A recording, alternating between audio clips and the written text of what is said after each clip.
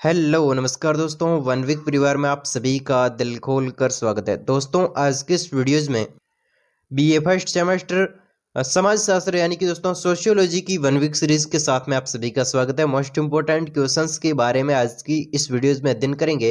दोस्तों इस पूरी सीरीज को पार्ट वाइज आप सभी के सामने कंप्लीट करवा दिया जाएगा, तो दोस्तों आप रेगुलर अटेंड करना मत भूलिएगा। तो चलिए क्लास को बिना देरी किए हुए स्टार्ट करते हैं। दोस्तों क्लास को स्टार्ट करते हैं। जयनारायण व्यास विश्वविद्यालय जोधपुर की ओर से प्रकाशित वन वीक सीरीज को आप सभी के सामने पेश कर रहे हैं। और दोस्तों अगर आप भी बीए फर्स्ट सेमेस्टर के तो जुड़ना मत भूलिएगा और अपने जिगरी साथी के साथ में शेयर करना मत भूलिएगा, क्योंकि दोस्तों ये जो सीरीज आपके सामने कंप्लीट अध्ययन करवाई जाएगी। तो चलिए स्टार्ट करते हैं लघुतरात्मक प्रश्नों के साथ में। कुछ एक ऐसे सवाल है जो एग्जाम में पूछे भी जा चुके हैं, इनको देख लेते हैं। इसके बाद में वैसे तो पूरी वन वीक सीरीज पर अध्ययन करने वाले हैं, लेकिन दोस्तों कुछ एक सवाल एग्जाम में पूछे गए हैं, उनको देखते हैं और आगे बढ़ते रहेंगे। ठीक है, तो चलिएगा देखते हैं कि सोशियोलॉजी पुस्तक के लेखक कौन है। दोस्तों सोशियोलॉजी पुस्तक है, समाजशास्त्र जो पुस्तक है, इसके लेखक का नाम आप सभी के सामने दोस्तों पूछा जा रहा है। देखिएगा, आपको जानते होंगे वैसे समाजशास्त्र के विद्यार्थी होकर भी समाजशास्त्र के बारे में दोस्तों लेखक तो दोस्तों अच्छे तरीके से जानते भी होंगे। तो इसके लेखक है ऑगरबन तथा निमकोफ। ऑगरबन तथा निमकोफ है, इसके दोनों ये लेखक है। ठीक है, इसके बाद में सेकंड जो सवाल आपके सामने है, देखिएगा क्या है। ऑगरबन है जो सोशियोलॉजी के जनक ऑगरबन है, और निमकोफ है कि पुस्तक का नाम लिखिए। दोस्तों सेम सवाल है सोशियोलॉजी, लेकिन दोस्तों इधर का इधर पूछ लिया है, लेकिन दोस्तों सवाल सेम है। एक बार तो नाम पूछ लिया और एक नाम देकर उसका जो किताब है जो सोशियोलॉजी का नाम पूछ लिया। इसके बाद में थर्ड सवाल बनता है कि एक पुस्तक है हवाट इज सोशियोलॉजी के लेखक कौन है। पुस्तक है हवाट इज सोशियोलॉजी के लेखक आखिर है कौन। इसके बारे में दोस्तों सवाल एग्जाम में पूछे भी जा चुके हैं कि हवाट इज सोशियोलॉजी के जनक है वो एलेक इंकल्स इसके जनक माने जाते हैं। इसके बाद में दोस्तों अगला सवाल देख लेते हैं। सवाल भी एग्जाम में पूछा गया कि समाज शास्त्र का अर्थ बताइए, समाज शास्त्र को परिभाषित कीजिए। दोस्तों समाज शास्त्र सामाजिक संबंधों तथा सामाजिक व्यवस्था का अध्ययन है। दोस्तों एक समाज शास्त्र होती है, इसकी परिभाषा पूछी जाती है। तो दोस्तों समाज शास्त्र सामाजिक संबंध, जो समाज में आपसे संबंध होते हैं, सामाजिक संबंध तथा सामाजिक व्यवस्था, समाज में सामाजिक भी जो व्यवस्था पाई जाती है उसका जो हम अध्ययन करते हैं, सामाजिक संबंधों और सामाजिक व्यवस्था का जब हम अध्ययन करते हैं तो यही क्या होती है, एक समाज शास्त्र की परिभाषा है। इसके बाद में दोस्तों एक विद्वान है, वो है गिडिंग्स के अनुसार। दोस्तों गिडिंग्स के अनुसार समाजशास्त्र समग्र रूप से समाज का व्यक्तित्व गिडिंग जो विद्वान है, इनके अनुसार समाजशास्त्र समग्र रूप से समाज का व्यक्तित्व वर्णन तथा व्यवस्था है। दोस्तों एक प्रकार की जो समाजशास्त्र है वो समग्र रूप से समाज का व्यवस्थित वर्णन, एकदम दोस्तों समग्र का अर्थ हुआ समूह में एक साथ रूप से या फिर समग्र रूप से समाज का व्यवस्थित वर्णन तथा व्याख्या ही क्या है, समाजशास्त्र किसके अनुसार, गिडिंग के अनुसार। और वार्ड के अनुसार क्या है, समाजशास्त्र समाज का वैज्ञानिक अध्ययन। समाजशास्त्र क्या है, समाज का जो वैज्ञानिक अध्ययन होता है, तो वही क्या होती है समाजशास्त्र। आप कैसे भी कह सकते हैं, लेकिन वैसे जनरल परिभाषा बताएं तो सामाजिक संबंधों और सामाजिक व्यवस्था होती, तो उसी के अध्ययन को हम समाजशास्त्र के नाम से जानते हैं, सामाजिक व्यवस्था और सामाजिक संबंध। इसके बाद में दोस्तों हम अगले नेक्स्ट क्वेश्चन को बढ़ते हैं। दोस्तों ये 6वां क्वेश्चन से ये एग्जाम में पूछा जा चुका, देखिएगा। गिलिन की किस पुस्तक का नाम लिखिए। किसी पुस्तक का नाम, गिलिन एक तो नाम है गिलिन और एक है गिलिन एंड गिलिन एक ही विद्वान का नाम है। इसकी किसी पुस्तक का एक नाम लिखना है, अनेक पुस्तकें होगी तो उसमें से एक किसी पुस्तक का नाम लिखा है, उसका नाम है दोस्तों कल्चर सोशियोलॉजी किसने लिखी थी, गिलिंग एंड गिडलिंग के द्वारा लिखी गई थी। इसके बाद में अगला क्वेश्चन हम देख लेते हैं कि, तो देखिएगा दोस्तों ये भी एग्जाम में सवाल पूछा गया कि समिति और संस्था के बीच में दो अंतर बताइए। समिति क्या होती है और संस्था क्या होती है, इसके बीच में दोस्तों अंतर बताइए।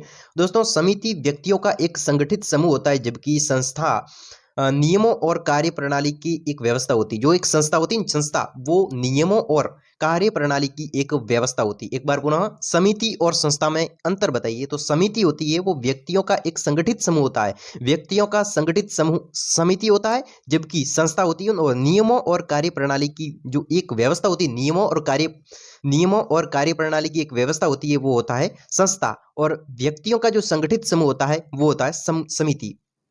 समिति मूर्त है और संस्था अमूर्त है। समिति तो मूर्त होती है लेकिन संस्था अमूर्त होती है। जैसे कि दोस्तों बात करें व्यक्तियों का समूह, अगर किसी स्थान पर एक अनेक व्यक्तियों की अनेक व्यक्ति समूहों में बैठे हैं और वो एक ही पक्ष से हैं, तो हम कह सकते हैं कि वो व्यक्तियों की क्या है, एक संगठित, एक ही संगठन का एक हम कह सकते हैं समिति, ठीक है ना। अगर किसी स्थान पर व्यक्तियों का समूह है और वो एक ही पार्टी से, एक ही लक्ष्य में जुटे हुआ एक संगठन है, संगठित समूह है, तो वो हो जाएगा समिति, ठीक है। समिति एक बैठक प्रकार की होती है। लेकिन जो संस्था होती है, वो संस्था नियमों और कार्य प्रणाली की एक व्यवस्था होती है कि हमारी संस्था के द्वारा, जैसे कि वन वीक स्टडी पॉइंट जो हमारा ये चैनल है, ये एकमात्र जेएनयू को समर्पित एक संस्थान है, एक प्रकार की क्या है, संस्था है। यानी कि इसके अंदर केवल और केवल जेएनयू की वन वीक सीरीज का अध्ययन किया जाता है और ये एक नियम है, क्या है, एक प्रकार का नियम है कि हमारे यहाँ पर वन वीक सीरीज का अध्ययन किया जाएगा, एक नियम है और ये कार्य प्रणाली है जो हमारे द्वारा जो कार्य किया जा रहा है, तो ये एक क्या है, एक संस्था के द्वारा किया जाता है, तो वो होती है संस्था।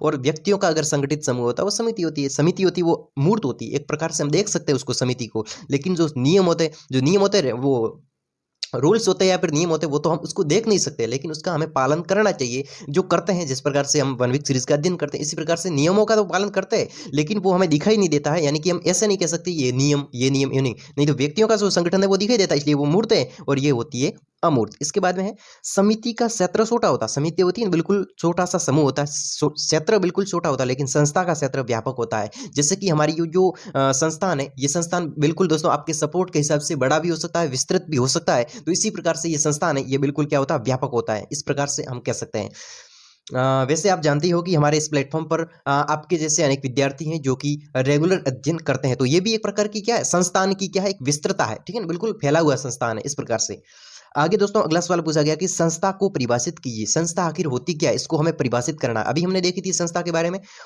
गिलिन एवं गिलिन के अनुसार संस्था होती है, अभी जैसे कि वन वीक स्टडी पॉइंट एक प्रकार की संस्था हम कह सकते हैं इसको, यानी कि सामाजिक संस्था कुछ सांस्कृतिक विशेषताओं को प्रकट करने वाले बेनियम कुछ सामाजिक संस्थाओं, देखिए सामाजिक संस्था कुछ संस्कृति विशेषताओं को प्रकट करने वाले नियम है, जिसमें काफी स्थायित्व होता है। क्या होता है, एक प्रकार का स्थायित्व होता है, संस्था के अंदर एक प्रकार का स्थायित्व होता है, और जिसका कार्य सामाजिक आवश्यकताओं की पूर्ति करना होता है। इसका कार्य क्या होता है, संस्था का कार्य क्या होता है कि सामाजिक आवश्यकताओं की पूर्ति करना। एक बार पुनः गिलिन और गिलिन के अनुसार जो संस्था होती है वो संस्कृति विशेषताओं को प्रकट करने वाले नियम होते हैं। जो संस्कृति होती है, जैसे कि कोई भी संस्कृति, उसकी विशेषता क्या है, उसको प्रकट करने वाले एक प्रकार के नियम होते हैं जो काफी स्थायी होता है। अभी हमने बताया था कि एक संस्था एक प्रकार के नियम से चलती है, यानी कि नियम तो होते हैं लेकिन वो काफी स्थायित्व होती है, ठीक है ना, काफी स्थायित्व होती है, और जिसका कार्य सामाजिक आवश्यकताओं की पूर्ति, समाज में जो आवश्यकता है, जैसे कि एक समाज के अंदर मैं कह सकता हूं कि हमारे इस प्लेटफॉर्म के अंदर ये बताया जा रहा है, ये कह सकते हैं हम कि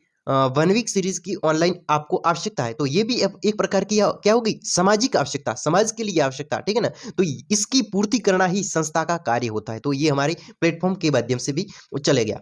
इसके बाद में हम दोस्तों अगले पूछे गए सवाल को देखते हैं।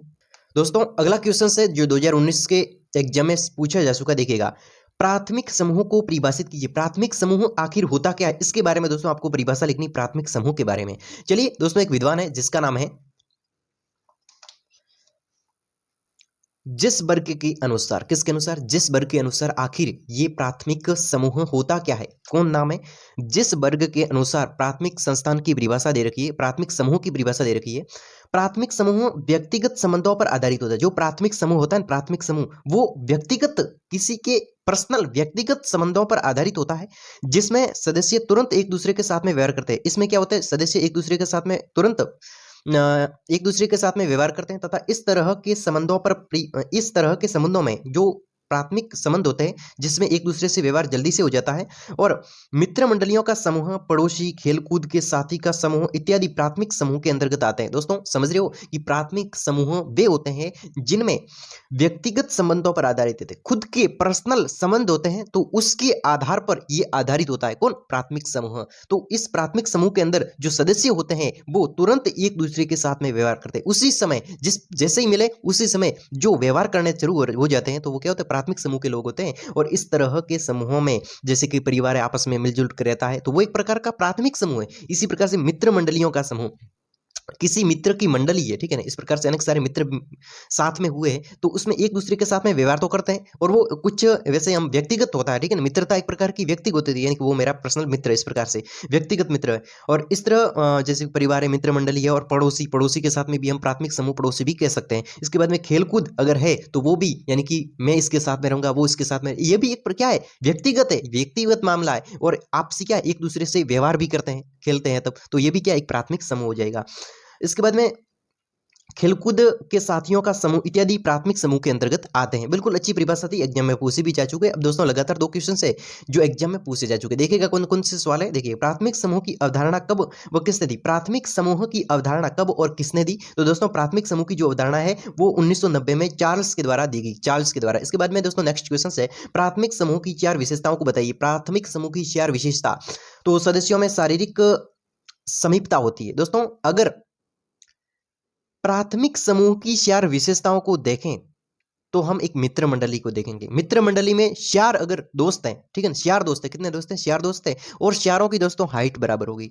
कोई छोटा हो तो वैसे ज्यादा छोटा तो बात नहीं हो, लेकिन चारों की हाइट सेम होगी। चारों की हम कह सकते हैं कि एक प्रकार के विचार होंगे, ठीक है, एक प्रकार के समूह में, खेलों में भी एक प्रकार की रुचि होगी, तो वो क्या होंगे? मित्र होंगे, एक प्रकार का ग्रुप होगा। वो इस होशियारों की हाइट बराबर होगी। अगर किसी की हाइट बहुत बड़ी है और वो छोटे के साथ में दोस्ती दोस्तों लगातार नहीं रह सकता, इस प्रकार के मित्र मंडली को हम नहीं कह सकते, वो मंडली में नहीं आएगा। तो इसमें क्या होती है कि सदस्यों की शारीरिक समीपता होती है। प्राथमिक समूह के अंदर सदस्यों की शारीरिक समीपता होती है, वो बिल्कुल अच्छी होती है, शारीरिक समीपता बिल्कुल रहती है, तो वो ये इसकी विशेषता है। इसके बाद में समूहों का आकार छोटा होता है। बिल्कुल समूह का आकार, प्राथमिक समूह के अंदर समूह का आकार छोटा होता है, ये सेकंड विशेषता हो जाएगी। और संबंधों में वास्तविकता होती है। संबंध में क्या होती है? वास्तविकता होती है, यानी कि वे ये मेरा वास्तविक दोस्त है, इस प्रकार से। संबंध सव्य लक्ष्य होते हैं। दोस्तों जो संबंध होते हैं वो सव्य के लक्ष्य में होते हैं, और संबंधित संबंधों का स्वतः ही विकास होता है। जो संबंध होते हैं ना मित्रों के अंदर, हम कह सकते हैं प्राथमिक समूह के अंदर होते हैं, उसका संबंधों का जो विकास है वो बिल्कुल स्वतः अपने आप होता रहता है। तो दोस्तों आज की इस वीडियोस में मोस्ट इंपोर्टेंट क्वेश्चंस पर अध्ययन किया। दोस्तों इसी प्रकार मिलता हूं नेक्स्ट वीडियोस में, तब तक के लिए आपके अपने दोस्त को अनुमति देवे। धन्यवाद।